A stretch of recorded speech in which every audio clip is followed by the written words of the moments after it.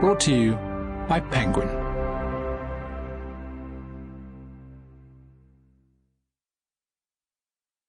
Pompeii by Robert Harris, read by Stephen Pacey. Mars. The 22nd of August, 2 days before the eruption. Conticinium, 0421 hours. A strong correlation has been found between the magnitude of eruptions and the length of the preceding interval of repose. Almost all very large historic eruptions have come from volcanoes that have been dormant for centuries. Jacques-Marie Bardintsev, Alexander R. McBurney, Volcanology, 2nd edition. They left the aqueduct 2 hours before dawn, climbing by moonlight into the hills overlooking the port, 6 men in single file, the engineer leading. He had turfed them out of their beds himself, all stiff limbs and sullen, bleary faces, and now he could hear them complaining about him behind his back, their voices carrying louder than they realized in the warm, still air. "A fool's errand," somebody muttered. "Boys should stick to their books," said another. He lengthened his stride. Let them prattle, he thought.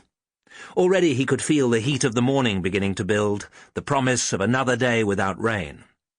He was younger than most of his work gang, and shorter than any of them, a compact, muscled figure with cropped brown hair.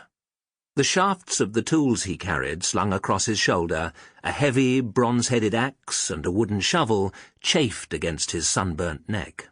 Still, he forced himself to stretch his bare legs as far as they would reach, mounting swiftly from foothold to foothold, and only when he was high above Misenum, at a place where the track forked, did he set down his burdens and wait for the others to catch up.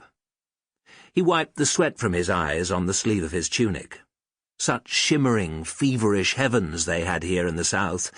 Even this close to daybreak, a great hemisphere of stars swept down to the horizon. He could see the horns of Taurus, and the belt and sword of the hunter.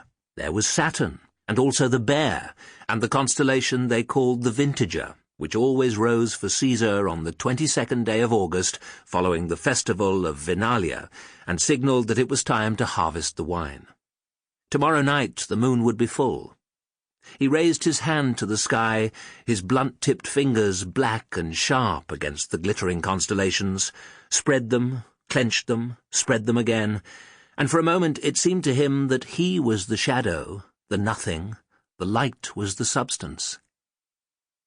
From down in the harbour came the splash of oars as the night watch rowed between the moored triremes.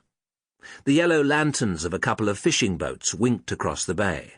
A dog barked, and another answered, and then the voices of the labourers slowly climbing the path beneath him, the harsh local accent of Corax the overseer. "Look, our new Aquarius is waving at the stars!" And the slaves and the free men, equals for once in their resentment, if nothing else, panting for breath and sniggering. The engineer dropped his hand. "At least," he said, "with such a sky we have no need of torches." Suddenly he was vigorous again, stooping to collect his tools, hoisting them back onto his shoulder. "We must keep moving." He frowned into the darkness. One path would take them westwards, skirting the edge of the naval base. The other led north towards the seaside resort of Baiae. "I think this is where we turn." "He thinks," sneered Corax. The engineer had decided the previous day that the best way to treat the overseer was to ignore him. Without a word, he put his back to the sea and the stars and began ascending the black mass of the hillside. What was leadership, after all, but the blind choice of one route over another and the confident pretense that the decision was based on reason? The path here was steeper. He had to scramble up it sideways, sometimes using his free hand to pull himself along, his feet skidding, sending showers of loose stones rattling away in the darkness. People stared at these brown hills, scorched by summer brush fires, and thought they were as dry as deserts, but the engineer knew differently. Even so, he felt his earlier assurance beginning to weaken, and he tried to remember how the path had appeared in the... Sample complete. Ready to continue?